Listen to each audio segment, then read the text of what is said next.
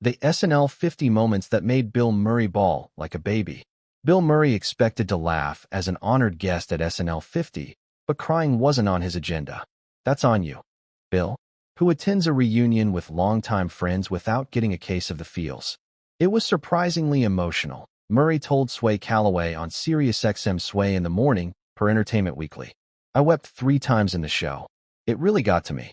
What started the waterworks? Oh, there were sketches that were dying, Murray replied. And he wasn't wrong. No, I'm kidding. The moments that actually got to Murray were those filmed tributes that featured former castmates who'd passed away. I was watching, and there's a lot of video and history that they're showing, he explained. And I didn't see it coming.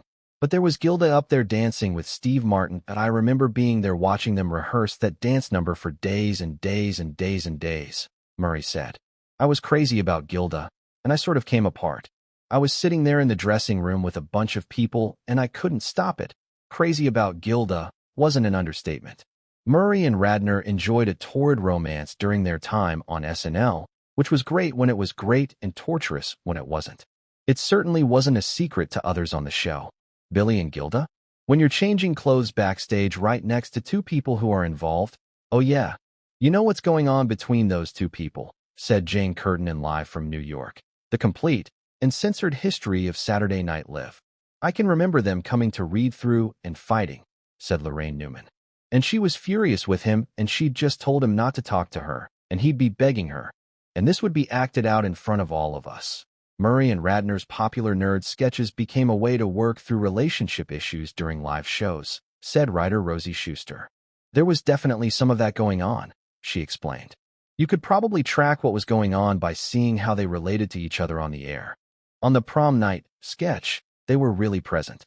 They were both really playing, and they were both really good. And they just took off.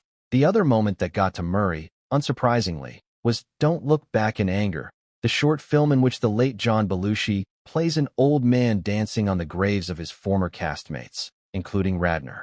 It didn't take long for the short's irony to become real as Belushi died just a few years later, the first of the original cast to pass away.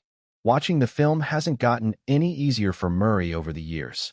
To see that, and to see Belushi. See, I could go cry now, just thinking about it.